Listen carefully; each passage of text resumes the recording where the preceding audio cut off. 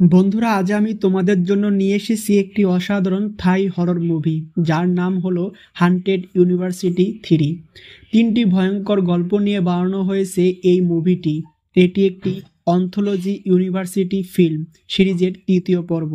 এখন আর দেরি না করে চলো শুরু করি হান্টেড ইউনিভার্সিটি পার্ট 3 মুভির এক্সপ্লেনেশন। প্রথম গল্প, দ্য হেডলেস প্রসেশন। এই গল্পটি শুরু হয় প্রিন্সেস নুয়ান কাভের কথা দিয়ে, যিনি একজন গোলামের প্রেমে পড়েছিলেন। কিন্তু যেহেতু নুয়ান কাভ ছিলেন একজন প্রিন্সেস, তাই প্রিন্সেসের সাথে প্রেম করার অপরাধে সেই গোলামের মাথা কেটে ফেলা হয়েছিল। তখন থেকে এই গল্পের সাথে সম্পর্কিত একটি লেজেন্ড চলে আসছে, যেখানে বলা হয়েছে যে যদি দুইজন মানুষ যারা একে অপরকে ভালোবাসে, তারা যদি প্রিন্সেসের কাছে কোনো ইচ্ছা প্রকাশ করে তাহলে সেই ইচ্ছা পূরণ হবে। কিন্তু যদি তারা একে অপরের সাথে ব্রেকআপ করে তাহলে প্রিন্সেসের ডেমনিক আত্মা এসে তাদের মধ্যে একজনকে মেরে ফেলবে। এরপর আমরা দেখি একটি বড় শহর, যেখানে একটি ফেস্টিভ্যাল চলছে। কিছু কলেজের বাচ্চারা ফেস্টিভ্যাল উপভোগ করতে এসেছে। আমরা একটি কাপলকে দেখতে পাই যারা একে অপরের সাথে খুব সুন্দর করে কথা বলছিল। ছেলেটির নাম ছিল তু আর মেয়েটির নাম ছিল জেন। মনে হচ্ছিল তারা একে অপরকে অনেক ভালোবাসে। কিন্তু যখন তু আর জেন খালি জায়গায় আসে, তখন তু জেনের সাথে খুব খারাপভাবে কথা বলতে শুরু করে। জানা যায় আসলে তু শুধু জেনের বন্ধুদের সামনে জেন এর সাথে ভালোবাসার ভান করছিল। হঠাৎ তু এর গলায় একটা কাটা দাগ দেখা যায়। জেন এটা দেখে ভয় পেয়ে যায়। তু এর গলা হঠাৎ পোড়ায় কেটে যায়। এসব দেখে জেনের হুঁশ উড়ে যায়। হঠাৎ সেখানে কিছু এন্টিটি আসে এবং তারা তু এর মাথা শরীর থেকে পুরোপুরি আলাদা করে ফেলে। সেই এন্টিটিগুলোর মাথা কাটা ছিল। এন্টিটিগুলোর তু এর মাথা ছাড়া শরীর টেনে হিসড়ে কোথাও নিয়ে যায়। বোঝা যায় নিশ্চয়ই তু এবং জেন প্রিন্সেসের কাছে কোনো ইচ্ছা প্রকাশ করেছিল, আর এখন যেহেতু তু আলাদা হতে চাইছে, তাই প্রিন্সেস তুকে মেরে ফেলে। এরপর সিন চলে যায় তাই এবং তার বেস্ট ফ্রেন্ড কোয়াই এর দিকে। তারা দুইজন খুব ভালো বন্ধু ছিল। আজ তাই কোয়াইকে মিথ্যা গার্লফ্রেন্ড বানিয়েছিল, যাতে সে অন্য আরেকটি মেয়ে থেকে মুক্তি পেতে পারে। তাই এবং কোয়াই একটি ইউনিভার্সিটিতে পড়ে, যেখানে সেই প্রিন্সেসের পূজা করা হয়। তারা দুইজনই আর্টের কোর্স করছিল এবং দুইজনই খুব ইন্টেলিজেন্ট ছিল, কিন্তু তাদের কাছে টাকা ছিল না। তারা স্কলারশিপের ভিত্তিতে কলেজে পড়ছিল। একদিন তাই এবং কোয়াইকে প্রিন্সিপাল অফিসে ডাকা হয়। তাদেরকে জানানো হয় যে এই বছর কলেজে ফান্ডিং কম, তাই তাদের মধ্যে শুধু একজনই স্কলারশিপ পাবে। অবশ্যই স্কলারশিপটি সেই পাবে যে ক্লাসে সবার থেকে এগিয়ে, আর তারা দুইজনই ক্লাসে সব থেকে বেশি ইন্টেলিজেন্ট ছিল। কিন্তু প্রিন্সিপাল এর কথার মানে হলো তাই এবং কোয়াই এর মধ্যে যে কোনো একজনও স্কলারশিপ পাবে না, যা তাদের জন্য অনেক বড় সমস্যা ছিল। অফিস থেকে বের হয়ে তাই এবং কোয়াই চিন্তিত হয়ে পড়ে। তখন তাই কোয়াইকে ইউনিভার্সিটির একটি গোপন গল্প বলে। গল্প অনুযায়ী ইউনিভার্সিটির পেছনের জঙ্গলে গোপন শ্রাইন আছে, যেখানে যদি কেউ প্রিন্সেসের কাছে কোনো ইচ্ছা প্রকাশ করে তাহলে প্রিন্সেস সেই ইচ্ছা পূরণ করে। তাই বলে এটা শুধু একটা গল্প ছিল, কিন্তু তবুও রাতে তাই এবং কোয়াই জঙ্গলে যায় সেই গোপন শ্রাইন খুঁজতে। পথে তাই কোয়াইকে পুরো গল্পটা বলে। কোয়াই তখন একটু ভয় পেয়ে যায়। তাইকে থামিয়ে বলে, আমরা তো আর কাপল না, তো আমরা যদি কাপল হয়ে প্রিন্সেসের কাছে ইচ্ছা প্রকাশ করি তাহলে প্রিন্সেস নারাজ হতে পারে। কিন্তু যদি মনে করে যে এমন কিছু হবে না, তা তাদের ইচ্ছা প্রকাশ করার সময় শুধু মিশে কাপল সাজবে, তখনই তাদের সামনে এসে পড়ে সেই গোপন শ্রায়ণ, যেটা দেখে তারা দুইজনই চমকে যায়। তারা একে অপরের সাথে ভালোবাসার ভান করে এবং প্রিন্সেসের কাছে তাদের ইচ্ছা প্রকাশ করে। আর হঠাৎ করেই জঙ্গলে ঝড়ো বাতাস বইতে শুরু করে। এমন অবস্থা দেখে তাই ও কোয়াই ভয়ে সেখান থেকে পালিয়ে যায়।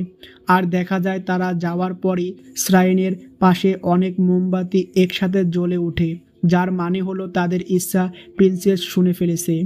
পরের দিন একটি ইভেন্টের সময় তাই ও আরও কয়েকজন মিলে একটি মেয়েকে কাঁধে তুলে নেয়, কিন্তু তাই এর হঠাৎ মাথা ঘুরতে শুরু করে। আনমনে মাথা ওঠাতে দেখে তাদের কাঁধে ওই মেয়েটি নয়, বরং বসে আছে ডেমনিক প্রিন্সেস। তাই এক চিৎকার দিয়ে ভয়ে মেয়েটিকে ফেলে দেয়। অন্যদিকে ঠিক একই সময় কোয়াইও একই আত্মাকে কলেজের আঙিনায় দাঁড়িয়ে থাকতে দেখে। কিছুক্ষণ পর প্রিন্সিপাল ফোন করে তাই ও কোয়াইকে জানায় যে এখন তাদের দুজনকেই স্কলারশিপ দেওয়া হবে, কারণ কলেজে ফান্ডিং এসেছে। এই কথা শুনে তারা দুজনই খুব খুশি ছিল, কিন্তু কোয়াই এর একটু ভয় হয়, কারণ এখন প্রিন্সেস তাদের ইচ্ছা পূরণ করে দিয়েছে। কোয়াই এবং তাই একে অপরকে বলে যে তারা দুইজনই প্রিন্সেসকে দেখেছে। কোয়াই ভয় পায় এটা ভেবে যে হয়তো প্রিন্সেস তাদের মারতে এসেছে, কারণ তারা আসলে কাপল ছিল না। কিন্তু তাই এতে গুরুত্ব দেয় না, কারণ তার মনে হয় এগুলো শুধু পুরানো গল্প। তাদের একটি ক্লাসের সময় তাই এবং কোয়াই একটি ট্যুরে যাওয়ার সুযোগ পায়। সেখানে কোয়াই একটি ছায়া দেখে আর তার পিছে পিছে চলে যায়। যেতে যেতে সে একটি অন্ধকার কুটিরে পৌঁছে যায়। ওখানে সে একটি মানুষকে দেখে, কিন্তু কিছুক্ষণ এর মধ্যেই সেই মানুষটি অদৃশ্য হয়ে যায় আর বের হওয়ার দরজাও নিজে নিজেই বন্ধ হয়ে যায়। কোয়াই তার সামনে হঠাৎ প্রিন্সেসকে বসে থাকতে দেখে, যার গলা আচমকায় একটি অ্যান্টিটি কেটে ফেলে। প্রিন্সেসের কাটা মাথা গড়িয়ে কোয়াই এর কাছে আসে আর কোয়াই খুব খারাপভাবে ভয় পেয়ে চিৎকার করে। কোয়াই এর চিৎকার শুনে তাই এসে কোয়াইকে সামলাতে যায়, কিন্তু কোয়াই এর চোখে তাই এর মাথা কাটা দেখা যায়। কোয়াই আরও ভয় পেয়ে পেছনে পড়ে যায় আর একটি টেবিলের ওপর তার ব্যাগ আটকে যায়, যে কারণে তার মাথা চলমান ব্লেডের দিকে এগিয়ে যাচ্ছিল। তাই চেষ্টা করে কোয়াইকে বাঁচাতে, কিন্তু মেশিনটি থামে না। শেষমেশ প্রফেসর এসে কোয়াই এর মাথা কোনোভাবে সরিয়ে দেয়। কোয়াই বেঁচে যায়, কিন্তু এতে প্রফেসরের হাত কাটা পড়ে। এই ঘটনার পর প্রিন্সিপাল তাই এবং কোয়াইকে ডাকে। তাই সব দোষ নিজের ওপর নিয়ে নেয়, যে কারণে প্রিন্সিপাল তাইকে স্কলারশিপ না দেওয়ার সিদ্ধান্ত নেয়। কিন্তু কোয়াই বলে ওঠে যে এটি তার দোষ এবং এটি প্রিন্সেসের অভিশাপ। প্রিন্সিপাল কোয়াই এর এসব কথা শুনে অনেক রেগে যায়। পরিস্থিতি বিগড়ে যাচ্ছে দেখে তাই কোয়াইকে নিয়ে সেখান থেকে চলে যায়। এখন থেকে তারা প্রিন্সেস থেকে মুক্তি পাওয়ার উপায় খুঁজতে থাকে। কোয়াই বলে যে তারা যদি এখন সত্যি কাপল হয়ে যায় তাহলে প্রিন্সেস তাদের ছেড়ে দেবে, কিন্তু তাই বলে যে তারা কোনো ভূতের কারণে একে অপরকে ভালোবাসতে পারবে না। সন্ধ্যায় কোয়াই আবার শ্রাইনে যায় এবং মিথ্যা ইচ্ছা প্রকাশের জন্য ক্ষমা চায়। আর এদিকে তাই তার বন্ধুদের কাছে তার এই সমস্যার কথা বলে, কিন্তু সবাই এটাকে মজা হিসেবে নেয়। ওদিকে প্রার্থনা শেষ করে কোয়াই যখন আগরবাতি জ্বালাতে যাবে তখনই প্রিন্সেসের ডেমনিক আত্মা এসে তার লাইটার নিভিয়ে দেয়। কোয়াই অনেক ভয় পেয়ে যায়, কারণ তার সামনে এসে পড়ে অনেকগুলো কাটা মাথাওয়ালা আত্মা। কোয়াই কোনোভাবে ভয়ে পালিয়ে যায়। অন্যদিকে তাই একটি হেডলেস প্রসেশন বা মাথা কাটা মানুষদের মিছিল দেখতে পায়। তাই দেখে অনেকগুলো মাথা কাটা আত্মা প্রিন্সেসকে কাঁধে নিয়ে ইউনিভার্সিটির দিকে আসছে, অর্থাৎ প্রিন্সেস তাইকে মারতে আসছে। হঠাৎ তাই এর পেছনে একটি কাটা মাথা আত্মা তলোয়ার নিয়ে তাইকে মারতেই যাবে, কিন্তু তখনই কোয়াই এসে তাইকে বাঁচিয়ে নেয়। তারা দুইজন দৌড়ে ইউনিভার্সিটিতে গিয়ে সবাইকে বলে যে প্রিন্সেসের আত্মা তাদেরকে মারতে আসছে, কিন্তু তাই এর বন্ধুরা বলে প্রিন্সেস এর গল্পগুলো সত্যি নয়, তারা এটাকে মজা করে উড়িয়ে দেয়। তখনই তাই এর বন্ধুদের কিছু একটা হয়ে যায়, মনে হচ্ছিল তারা যেন তাদের কন্ট্রোলে নেই। তারা দুটি তলোয়ার নিয়ে নিজেদের গলা কেটে ফেলে। এই দৃশ্য দেখে সবাই একদম থ হয়ে যায়, সবাই অনেক ভয় পেয়ে যায়। ইতিমধ্যে ইউনিভার্সিটিতে মাথা কাটা আত্মাদের মিছিল চলে আসে।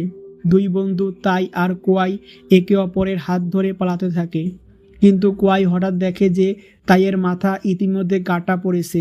কোয়াই এদিক সেদিক ভালোভাবে তাকিয়ে দেখে এটা আসল তাই না, কারণ আসল তাই তো প্রিন্সেসের সামনে হাঁটু গেড়ে বসে আছে।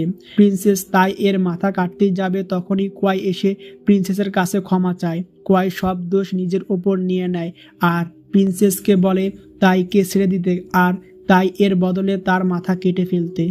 যেহেতু প্রিন্সেসের শুধু একটি মানুষের মাথা দরকার, তাই প্রিন্সেস রাজি হয়ে যায়। কোয়াই শেষবারের মতো হাসি মুখে তাই এর দিকে তাকায় আর তখনই প্রিন্সেস কোয়াই এর মাথা কেটে ফেলে। কোয়াই মারা যায়, প্রিন্সেস ও অদৃশ্য হয়ে যায় আর তাই তার বেস্ট ফ্রেন্ডের লাশকে জড়িয়ে ধরে কাঁদতে থাকে। আসলে কোয়াই তাইকে সত্যি ভালোবাসত।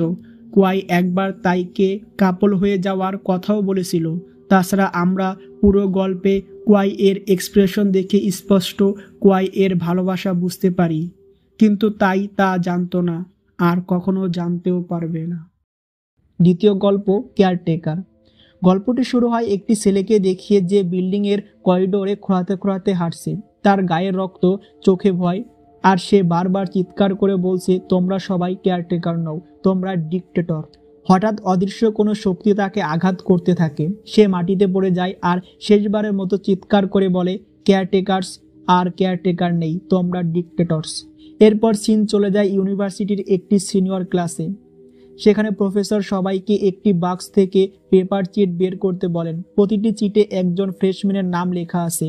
যে সিনিয়র যার নাম পাবে তাকে পুরো বছর সেই ফ্রেশম্যানের কেয়ারটেকার হতে হবে। কেয়ারটেকার মানে ফ্রেশম্যানকে গাইড করা, তার প্রবলেম সলভ করা, তাকে রাগানো যাবে না, তাকে সাপোর্ট দিতে হবে।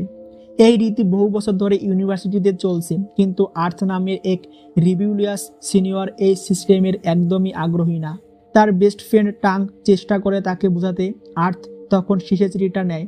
সেখানে লেখা ছিল সান, অর্থাৎ আর্থ সান নামের একটি ফ্রেশম্যান ছেলের কেয়ারটেকার। আর্থ রেগে চিঠিটা ডাস্টবিনে ফেলে দেয়। আর্থ ও তার বেস্ট ফ্রেন্ড টাং ক্যাম্পাসে হাঁটছিল। একটি ফ্রেশম্যান মেয়ে এসে টাংয়ের কাছে অটোগ্রাফ চায়। টাং ওই মেয়েটিকে বলে টাং খুব হট, এই কথাটি 3 বার বললে সে অটোগ্রাফ দেবে। মেয়েটি 3 বার এই কথাটি বলে অটোগ্রাফ নিয়ে নেয়। তারপর মেয়েটি আর্থের কাছ থেকে অটোগ্রাফ চায়, কিন্তু আর্থের কাছে এসব কিছু একদম বাচ্চামি লাগছিল আর খুবই বিরক্ত লাগছিল। আর্থ তখন ওই মেয়েটিকে স্টেজে উঠে চিৎকার করে বলতে বলে, আর্থ খুব হট 3 বার। তখনই সেখানে মেয়েটির বন্ধু এসে মেয়েটাকে নিয়ে যায়, আর সে স্টেজে উঠে চিৎকার করে বলতে থাকে, আর্থ খুব হট 3 বার এই কথাটি বলে। আর্থ তখন ইনসাল্ট ফিল করে আর বাধ্য হয়ে মেয়েটাকে অটোগ্রাফ দিয়ে দেয়। আর্থ ছেলেটির ইউনিফর্ম দেখে বুঝতে পারে এই ছেলেটি সান, যার কেয়ারটেকার সে নিজে। দেখা যায় ফ্রেশম্যানরা তাদের কেয়ারটেকারদের থেকে বিভিন্ন গিফট পাচ্ছে, কিন্তু সান এর জন্য কোনো গিফটই আসে না। এতে সান এর কিছুটা মন খারাপ হয়। কিছুক্ষণ পর সান তার 2 বান্ধবীর সাথে আর্ট হিস্ট্রি রুমে যাচ্ছিল, আর সেখানে এসে পড়ে আর্থ আর টাং।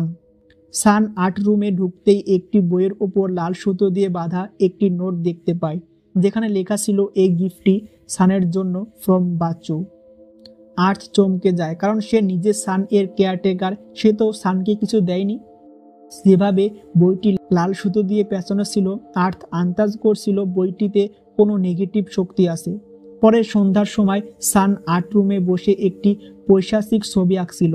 সান আর্ট রুমে একদম একা ছিল। সে বাচুর জন্য একটি থ্যাংক ইউ নোট লিখছিল, আর তখনই লাইট চলে যায়। এদিকে বাহিরে আর্থ দাঁড়িয়ে ভাবছিল সে সানের সাথে কথা বলতে যাবে। পেছনে ঘুরতেই সে দেখতে পায় আর্ট রুমে কালো কাপড় পরা কেউ মোমবাতি নিয়ে ভেতরে যাচ্ছে। আর্থ ও পিছে পিছে যায়, কিন্তু যেতে যেতে সে সানের কাছে পৌঁছে যায় আর কালো কাপড় পরা কাউকে আর দেখতে পায় না। আর্থ একটু ঘাবড়ে যায়। সে সানকে ওই কালো কাপড়ওয়ালার কথা জিজ্ঞেস করে, কিন্তু সান জানায় সে কাউকেই দেখেনি। তখনই দুজনের চোখ পড়ে আরও একটি লাল সুতোয় বাঁধা বইয়ের ওপর। বইটি কে দিয়েছিল তা কারোরই জানা নেই। এসব দেখে আর্থ সানকে বলে বাচু থেকে সাবধান থাকতে, কারণ বাচু নামের কেউ এখন আর বেঁচে নেই। তখন সেখানে এসে পড়ে টাং, আর সান সেখান থেকে চলে যায়, কারণ আর্থের কথা তার ভালো লাগছিল না। আর্থ এরপর রিসার্চ করে একটি অন্ধকার সত্য জানতে পারে। 20 বছর আগে বাচু নামের এক সিনিয়র ছিল এই ইউনিভার্সিটিতে, যার কেয়ারটেকার হওয়া পছন্দ ছিল না, যে কারণে সে ফ্রেশম্যানদের ওপর অত্যাচার করত। আর একদিন সে এক ফ্রেশম্যানকে পিটিয়ে মেরে ফেলে আর পরে আত্মহত্যা করে। আর এই সব ঘটনা আর্ট হিস্ট্রির স্টুডেন্টদের সাথেই হয়েছিল। আর্থ এর আর বুঝতে বাকি থাকে না যে সান এর বিপদ হতে পারে। আর্থ আরও রিসার্চ করার জন্য আর্ট ক্লাসের লাইব্রেরিতে গিয়ে 20 বছর আগের স্টুডেন্টদের ছবি দেখছিল, আর সেখানে সে বাচুর একটি ক্রিমিনাল রেকর্ডও পেয়ে যায়। তখন আর্থ লাইব্রেরিতে বাচুর আত্মাকে দেখতে পায়, যার লাল চোখ ছিল। পরে পুরো লাইব্রেরি খুঁজেও আর্থ কাউকে দেখতে পায় না, কিন্তু হঠাৎ সেই কালো পোশাক পরা আত্মা আর্থ এর একদম সামনে এসে চিৎকার করে বলে সে ফ্রেশম্যানকে ঘৃণা করে। আর্থ অনেক ভয় পেয়ে যায়। সে কোনোভাবে নিজের জীবন বাঁচিয়ে পালিয়ে যায়। বাচুর আত্মা যে কালো পোশাক পরেছিল সেটা এই ইউনিভার্সিটির একটি অনুষ্ঠানের অংশ ছিল। আসলে আজকে রাতে ছিল কেয়ারটেকার রিভিল পার্টি, যেখানে ফ্রেশম্যানরা জানতে পারবে তাদের কেয়ারটেকার কে। আর এই পার্টিতে সব সিনিয়ররাই এমন হুডেড কস্টিউম পরে ঘুরছিল। সব সিনিয়ররা এমন ডেমনিক কস্টিউম পরে মোমবাতি জ্বালিয়ে গোল হয়ে দাঁড়িয়ে একটা অনুষ্ঠান করত, যেটা বাচ্চাদের নজরে দেখতে গেলে খুবই ইন্টারেস্টিং ব্যাপার। সব সিনিয়ররা তাদের ফ্রেশমেনদের সাথে দেখা করতে আসলেও সানের সাথে বাচু দেখা করতে আসে না, যে কারণে সান মন খারাপ করে উঠে চলে যাচ্ছিল। তখন আর্থ এসে সানকে থামিয়ে বলে বাচু 20 বছর আগে মারা গেছে, আর তার কেয়ারটেকার আর্থ নিজে। সান তখন আর্থের কাছে সে কাগজের টুকরোটা চায় যেটাতে সান এর নাম লেখা থাকার কথা, কিন্তু আর্থ তো ওই কাগজের টুকরো ডাস্টবিনে ফেলে দিয়েছিল। আর্থ সানকে ওই কাগজের টুকরো দেখাতে পারে না বলে সান তাকে বিশ্বাস না করে উল্টোপাল্টা কথা শুনিয়ে চলে যায়। সান যখন চলে যাচ্ছিল তখন সে সিঁড়িতে আরও একটি লাল সুতোয় বাঁধা বই পায়, যেটাতে নোটে বাসু লিখেছিল সে সান এর ওয়েলকাম রিচুয়াল প্রাইভেটলি করবে সাইলম অ্যাপার্টমেন্টের 404 নম্বর রুমে। আর সানকে বলা হয় ওই সব লাল সুতো নিয়ে আসতে যেটা বইয়ে বাঁধা ছিল। এদিকে আর্থ ডাস্টবিন থেকে ওই কাগজের টুকরোটা খুঁজে বের করে সানকে খুঁজতে থাকে, কিন্তু আর্থ সানকে কোথাও খুঁজে পায় না। আর্থ তখন সাইলম অ্যাপার্টমেন্টে যায় যেখানে 20 বছর আগে মার্ডার হয়েছিল। সেখানে গিয়ে আর্থ সানকে দেখতে পায়, কিন্তু সানকে আর থামাতে পারে না। আর্থ তখন সানকে অ্যাপার্টমেন্টে এদিক সেদিক খুঁজতে থাকে, আর ওদিকে সান পৌঁছে যায় 404 নম্বর রুমে। সান রুমের ভেতরে চলে যায়, সেখানে সে মাটিতে রক্ত পড়ে থাকতে দেখে, আর রুমের মাঝখানে রাখা ছিল একটা খাবারের সাজানো বাসন। রুমের এক কোনায় সান এর একটা পেন্টিংও রাখা ছিল। পেন্টিংটা স্পর্শ করতে সান শুনতে পায় অতীতের সে চিৎকারগুলো, যখন বাচ্চু এই রুমে একটা ফ্রেশম্যান ছেলেকে পিটিয়ে মেরে ফেলেছিল। এদিকে আর্থ অ্যাপার্টমেন্টে এদিক সেদিক সানকে খুঁজছিল, তখন সে দেখতে পায় সে মৃত ছেলের আত্মাকে, যে খুঁড়িয়ে খুঁড়িয়ে হাঁটছিল আর চিৎকার করছিল। তার চিৎকার শব্দ পুরো অ্যাপার্টমেন্টে ছড়িয়ে পড়ছিল। আর্থ সে ছেলের পিছে পিছে যায়। এটা সেই ছেলের আত্মা ছিল যে বাচুর হাতে 20 বছর আগে মারা পড়েছিল।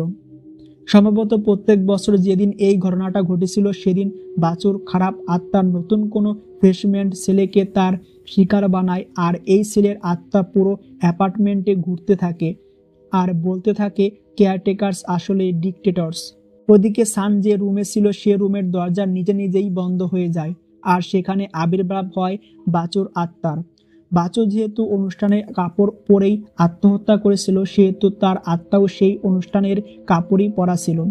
বাচুর আত্মা এখন ডেমনিক ভঙ্গিতে উঠে দাঁড়ায় আর সান এর কাছে আসতে থাকে, যা দেখে সান অনেক ভয় পেয়ে যায়।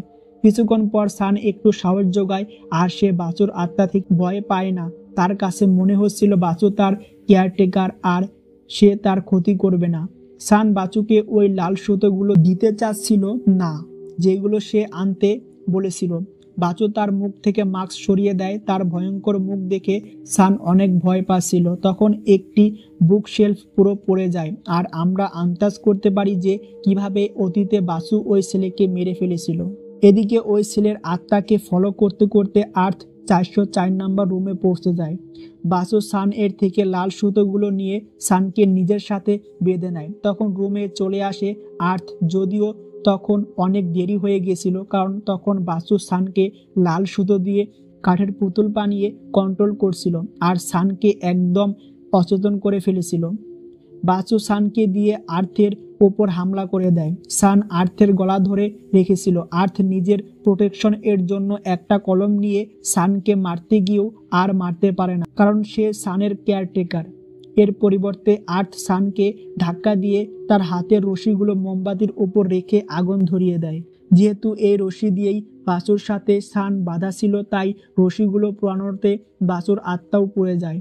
বাচুর আত্মার কন্ট্রোল থেকে সান মুক্ত হয়ে গিয়েছিল, কিন্তু কিছুক্ষণ পর বাচু সব আগুন নিভিয়ে দেয় আর তাদের দিকে ভয়ানক ভঙ্গিতে এগিয়ে যায় আর বলে, তোমাদের মতো সিনিয়র আর ফ্রেশমেন্ট এর জন্য আমি আমার রিচুয়াল পূর্ণ করতে পারছি না। এই কথা থেকে বুঝতে পারি যে বাচু অতীতে কালো জাদু করত, আর সম্ভবত যে ছেলেকে সে মেরে ফেলেছে সে তার কালো জাদুতে কোনো প্রকার ব্যাঘাত ঘটিয়েছিল। এবার বাচু চোখের ইশারাতেই সানকে নিজের বশে নিয়ে নেয়। সান এর শরীর ওই মৃত ছেলের মতো আঁকড়ে যায়, আর সান পাগল হয়ে আর্থ এর গলা চেপে ধরে। সান আর্থকে মেরেই ফেলছিল, তখন আর্থ বলে, বাচু তোমার কেয়ারটেকার নয়, আমি তোমার কেয়ারটেকার। আর এই কথা শুনতেই বাচুর আত্মা নিঃশেষ হতে থাকে। এটা এই জন্য হয় কারণ আর্থ ফাইনালি এটা মেনে নেয় যে সে সান এর কেয়ারটেকার, আর একটা বাচ্চার দুইটা কেয়ারটেকার হতে পারে না। তাই ওই আত্মাকে সেখান থেকে যেতেই হয়। সান আর আর্থ বেঁচে গিয়েছিল, তারা দুইজন অনেক ক্লান্ত ছিল, তাই রাতে তারা সেখানেই ঘুমিয়ে পড়ে। পরের দিন সকালে যখন তাদের চোখ খুলে তখন সব কিছুই ঠিক হয়ে গিয়েছিল। আর্থ সানের কেয়ার করছিল যেভাবে একটা কেয়ারটেকারের করা উচিত। তারপর দুজন মিলে সাইলম অ্যাপার্টমেন্ট থেকে চলে যাচ্ছিল, কিন্তু বের হয়ে তারা অবাক হয়ে যায় কারণ এই বিল্ডিংটি একদম বিস্তীর্ণ অবস্থায় রয়েছে। তৃতীয় গল্প, অদৃশ্য মন্দির। গল্পটি শুরু হয় হ্যালোউইন কান্ট্রি মিউজিক ইভেন্ট এর ঘোষণা দিয়ে। একটি ইউনিভার্সিটিতে ট্যালেন্ট শো হচ্ছে, যেখানে পারফর্মদের গলায় ফুলের মালা পরানো হবে। যে সবচেয়ে বেশি মালা পাবে সে জিতবে। আর এই ঘোষণা শুনে সব বাচ্চারা ফুলের মালা আনতে ব্যস্ত হয়ে পড়ে। এদিকে মিন্টো নামের এক মেয়ে শোতে গান গাইবে। সে তার বেস্ট ফ্রেন্ড ভ্যানকে গান শোনায়, কিন্তু ভ্যান তার মজা নেয়। হঠাৎ মিন্টো খেয়াল করে তার কাছে ফুলের মালা নেই। দেরি হয়ে যাওয়ার আগে সে ভ্যানকে মালা কিনে আনার জন্য বলে। ভ্যান মালা আনতে চলে যায়, আর এরই মধ্যে আমরা দেখি হার্লি নামের এক ছেলেকে। তাকে পার্টি থেকে বের করে দেওয়া হয়েছিল কারণ সে কিছু ডেকোরেশন নষ্ট করে ফেলেছিল। এদিকে মিন্টো চিন্তায় পড়ে গিয়েছিল কারণ কিছুক্ষণ পরই শো শুরু হয়ে যাবে। সবার কাছেই ফুলের মালা ছিল, শুধু তার কাছেই ছিল না। মিন্টো রেগে গিয়ে ভ্যানকে ফোন করে, আর এদিকে ভ্যান তার সব টাকা কাপ লুডুস আর কোল্ড ড্রিঙ্কসে শেষ করে ফেলেছিল। এখন ভ্যানের কাছে কোনো টাকা নেই। মন খারাপ করে ফিরে যেতে যেতে ভ্যান পৌঁছে যায় ইউনিভার্সিটির কাছের জঙ্গলে, যেখানে সে খুঁজে পায় একটি শ্রাইন যেখানে ফুলের মালা ঝোলানো ছিল। ভ্যান তখন ওই মালা নিতে যায় আর শ্রাইন এর আত্মাদের কাছে প্রার্থনা করে যেন তারা তাকে কিছু না করে। মালার বদলে ভ্যান ওই শ্রাইন এ কাপ লুডুস রেখে দেয় আর মালাটা নিয়ে নেয়। আর তখনই জঙ্গলে ঝড় বাতাস শুরু হয়। ভ্যান দৌড়ে যায় ইউনিভার্সিটিতে আর মিন্টোকে ঠিক টাইমে মালা পরিয়ে দেয়। কিন্তু মালা পরার পর মিন্টো দুইজন বুড়ো মানুষের আত্মাকে দেখে। ট্যালেন্ট শো শুরুর আগেই অদ্ভুত ঘটনা শুরু হয়। মিন্টো পেছনে ঘুরতেই একটি বুড়ো মহিলা তার গলা চেপে ধরে, আর তখনই একটা স্টেজ লাইট ভেঙে নিচে পড়তে নিলে সেই আত্মা মিন্টোকে সাইড এ সরে ফেলে। মিন্টো বেঁচে যায়। ভ্যান আর বাকি সবাই এসে মিন্টোকে সামলায়, কিন্তু সবাই খেয়াল করে মিন্টের গলা থেকে আর সুন্দর কণ্ঠ বের হচ্ছে না। মিন্টের গলা খারাপ হয়ে গেছে। মিন্টো আর ভ্যান দুজনেই ওই বুড়ো মানুষদের আত্মাকে দেখতে পাচ্ছিল। মিন্টো তারপর স্টেজ থেকে নেমে ভ্যানকে অনেক বকাঝকা করে, জিজ্ঞেস করে যে ফুলের মালা সে কোথা থেকে এনেছিল। ভ্যান তখন সত্যি বলে দেয়, আর মিন্টো বুঝে ফেলে ভ্যান হয়তো কোনো অভিশাপকে মুক্ত করে দিয়েছে। সেই সময় শো এর হোস্ট সবাইকে শোনাচ্ছিল একটি কাহিনী, আর কাহিনীটি ছিল একটি শ্রাইন এর, যেটা মানুষরা ইউনিভার্সিটির বিভিন্ন জায়গায় দেখেছে বলে জানিয়েছে। ওই শ্রাইনটি যে কোনো সময় দেখা দেয়, আবার যে কোনো সময় গায়েব হয়ে যায়, যে কারণে একে বলা হয় ইনভিজিবল শ্রাইন। শ্রাইন এর ছবি প্রজেক্টর এ লাগানো হলে ভ্যান মিন্টোকে দেখায়, এটা সে শ্রাইন যেটা থেকে আমি ফুল নিয়েছি। হোস্ট সবাইকে বলে ওই শ্রাইনকে কখনো দেখা যায় সায়েন্স ফেকিবিলিটি এর সামনে, কখনো আর্ট রুমের ভেতরে, কখনো বাথরুমে, আবার কখনো এই স্টেজের পাশে। কিন্তু যেই মানুষই এই শ্রাইন এর গল্প জেনে যায় তাকে আর এই শ্রাইন কখনোই দেখা দেয় না। আর এই জন্যই এই শ্রাইনকে বলা হয় ইনভিজিবল শ্রাইন। যেহেতু মিন্টো আর ভ্যান ওই শ্রাইন এর কাহিনী জেনে গেছে, সেহেতু শ্রাইন আর তাদেরকে কখনোই দেখা দিবে না। ভ্যান মিন্টোকে ওই শ্রাইন এর জায়গায় নিয়ে যায় যেখানে শ্রাইন ছিল, কিন্তু এখন তারা আর কোথাও শ্রাইনকে দেখতে পায় না। মিন্টো প্রার্থনা করতে থাকে আর আত্মাদের কাছে থেকেও ক্ষমা চাইতে থাকে যেন ওই শ্রাইন সামনে এসে পড়ে, কিন্তু ওই শ্রাইন এখন আর তাদের সামনেই আসবে না।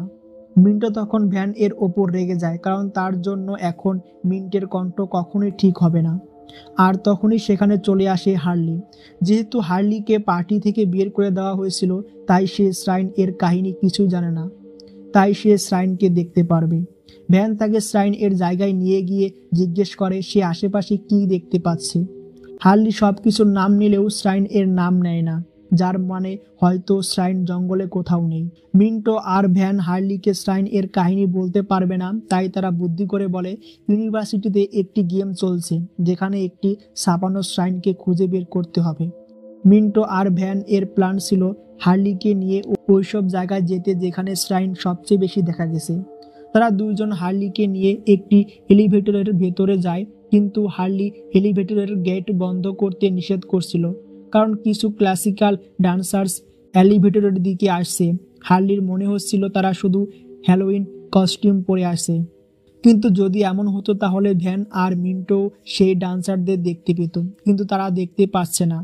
ভ্যান তখন এলিভেটর বন্ধ করার চেষ্টা করছিল, আর সময় মতো এলিভেটর বন্ধ হয়ে যায়, কিন্তু ওই ক্লাসিক্যাল ডান্সারদের আত্মা দেয়াল ভেদ করে এলিভেটরে এসে পড়ে, যেটা দেখে হার্লিও কিছুটা ভয় পেয়ে যায়। ভ্যান আর মিন্টো ভয়ে চোখ বন্ধ করে ফেলে। ওই আত্মারা তাদের তিনজনকে ভয়ঙ্করভাবে দেখছিল। যেই এলিভেটরের দরজা খুলে সবার আগে দৌড় লাগায় ভ্যান, তারপর বের হয় হার্লি। সবার শেষে মিন্টো বের হতে গেলে ক্লাসিক ডান্সারদের আত্মার চুল টেনে ধরে, আর ওদিকে ভ্যানকেও অদৃশ্য কোনো শক্তি টেনে হিঁচড়ে নিয়ে যাচ্ছিল। মাঝখানে হার্লি দাঁড়িয়ে বুঝে উঠতে পারছিল না সে কাকে প্রথমে বাঁচাবে। শেষমেশ হার্লি মিন্টোকে বাঁচিয়ে নেয় আর ভ্যানকে সেই আত্মারা নিয়ে যায়। এখন মিন্টো আর হার্লি ভ্যানকে খুঁজতে খুঁজতে চলে যায় আর্ট রুমে, যেখানে হার্লি দেখতে পায় দুজন বুড়ো মানুষ দাঁড়িয়ে আছে, যা মিন্টো দেখতে পাচ্ছিল না। এটা শুনে হার্লি প্রচণ্ড রেগে যায়। তার কাছে মনে হচ্ছিল মিন্টো আর ভ্যান হয়তো তার সাথে মজা করছে যে তারা এই মানুষদের দেখতে পায় না। হার্লি রেগে গিয়ে মিন্টোকে একা রেখে চলে যায়। মিন্টো এখানে ভ্যানের চিৎকার শুনতে পেয়ে এগিয়ে যায়। সে ওই আত্মাদের ওপর দিয়েই যায়, কিন্তু আত্মারা মিন্টের কোনো ক্ষতি করে না। এদিকে ফিরে যাওয়ার সময় হার্লি দেখতে পায় একটি ট্র্যাডিশনাল ডান্সারের আত্মা ডান্স করতে করতে অন্য জায়গায় চলে যাচ্ছে। সেই আত্মার পিছু নিয়ে হার্লি খুঁজে পায় সেই ইনভিজিবল শ্রাইনকে। ওই শ্রাইন এর ওপর সব আত্মার ছোট ছোট মূর্তি ছিল, আর শ্রাইন এর ভেতরে অন্ধকারে একটি কালো পুতুলও রাখা ছিল। এসব দেখতে দেখতে শ্রাইন এর ওপরে কালো মস্ত বড় ধোঁয়া চলে আসে, আর সেই ধোঁয়া হার্লির ওপর অ্যাটাক করে, আর শ্রাইন অদৃশ্য হয়ে যায়। এসব দেখে হার্লি মিন্টো আর ভ্যান এর কথায় বিশ্বাস করে নেয়।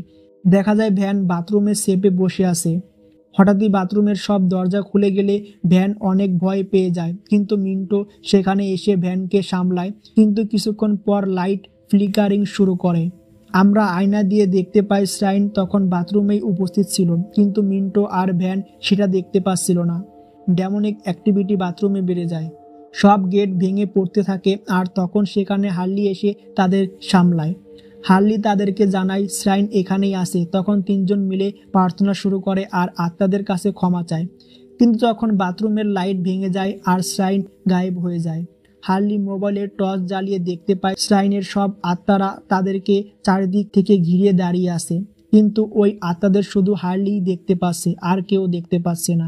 অবাক করা ব্যাপার, ওই আত্মারা শুধু দাঁড়িয়ে আছে, তাদেরকে আর কিছুই করছে না। তখন হঠাৎ হার্লির মনে পড়ে সেই ডেমনের কথা, আর তারা বুঝতে পারে এই আত্মারা আসলে তাদের কাছে সাহায্য চাচ্ছে। আসলে কেউ ওই শ্রাইন এ ডেমনিক পুতুল রেখে দিয়েছে, যে কারণে ওই শ্রাইন অভিশপ্ত হয়ে যায়, আর ওই ডেমন এখন এই আত্মাদের ওপর রাজত্ব করছে। এই অভিশাপ শেষ করার জন্য তাদেরকে শ্রাইন এর ওপর ফুলের মালা রাখতে হবে। তার সাথে আত্মাদের সাহায্য করার জন্য শ্রাইন এর ভেতর থেকে ওই ডেমনিক মূর্তিকে বের করতে হবে। এদিকে সমস্যা হলো ডেমন শ্রাইনকে নিয়ে গিয়েছিল, কিন্তু যেহেতু আত্মারা জানতো শ্রাইন কোথায় আছে, তাই তারা ভ্যানকে টেনে শ্রাইন এর কাছে নিয়ে যায়, যেন তারা তাদের কাজ শুরু করতে পারে। হার্লি চলে যায় ফুলের মালা আনতে, আর মিন্টো ভ্যান এর পিছে পিছে যায়। আত্মারা ভ্যানকে ট্যালেন্ট শো এর হলওয়েতে নিয়ে আসে। মিন্টো ভ্যানকে সামলায়, আর হার্লিও ফুলের মালা নিয়ে সেখানে পৌঁছে যায়। হার্লি দেখতে পায় শ্রাইন তাদের সামনেই রয়েছে। হার্লি শ্রাইন এর ওপর ফুলের মালা দিতেই যাবে, এমন সময় শ্রাইন থেকে ডেমন বের হয়ে তার ওপর হামলা করে তাকে দূরে ফেলে দেয়, আর প্রজেক্টরে চালু হয়ে যায় ইনভিজিবল শ্রাইনের কাহিনী। এই কাহিনী একবার হার্লি শুনে ফেললে সে আর শ্রাইনকে দেখতে পাবে না। মিন্টো এজন্য দৌড়ে যায় প্রজেক্টরকে বন্ধ করার জন্য, কিন্তু একটা নকল স্কেলেপ মিন্টের মাথায় উড়ে এসে সাজরে আঘাত করে, আর মিন্টো পড়ে যায়। কাহিনী সম্পূর্ণ হওয়ার আগে হার্লি আবার সাহস করে উঠে দাঁড়ায় আর দৌড়ে গিয়ে দূর থেকেই শ্রাইন এর ওপর ফুলের মালা ছুঁড়ে ফেলে। শ্রাইন প্রায় গায়েব হয়ে গিয়েছিল, কিন্তু সময় মতো ফুলের মালা পড়ে যাওয়ায় শ্রাইন অভিশপ্ত মুক্ত হয়ে যায়। এদিকে ভ্যান গিয়ে মিন্টোকে সামলায় আর হার্লি তাড়াতাড়ি শ্রাইন থেকে ওই ডেমনিক মূর্তি বের করে নেয়। আর তখনই সব আত্মারা সেখানে উপস্থিত হয় আর শ্রাইন থেকে কালো ধোঁয়া বের হয়ে বাতাসে মিলিয়ে যায়, যার মানে আত্মারাও এখন মুক্ত। তারা খুশি খুশি চলে যায়। পরের দিন সকালে সব কিছু ঠিক হয়ে গিয়েছিল। মিন্টের কণ্ঠও এখন ঠিক হয়ে গেছে।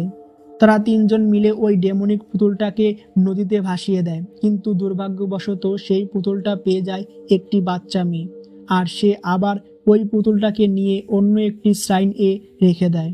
ফলে আরও একটি ইনভিজিবল শ্রাইনের জন্ম হয়। তো বন্ধুরা, মুভিটি কেমন লাগলো অবশ্যই কমেন্টে জানাবে, আর সাবস্ক্রাইব করতে কিন্তু একদমই ভুলবে না। তোমাদের মধ্যে একটু জানতে চাইছি, এই তিনটি গল্পের মধ্যে তোমাদের কোন গল্পটি সবচেয়ে বেশি ভালো লেগেছে অবশ্যই কমেন্টে জানাবে। আমার মতামত হলো আমার সবথেকে বেশি ভালো লেগেছে প্রথম ও শেষ গল্পটি। তো আজকের মতো এতটুকুই। পরবর্তীতে নতুন কোনো ভিডিওতে দেখা হচ্ছে। গুড বাই, আল্লাহ হাফেজ।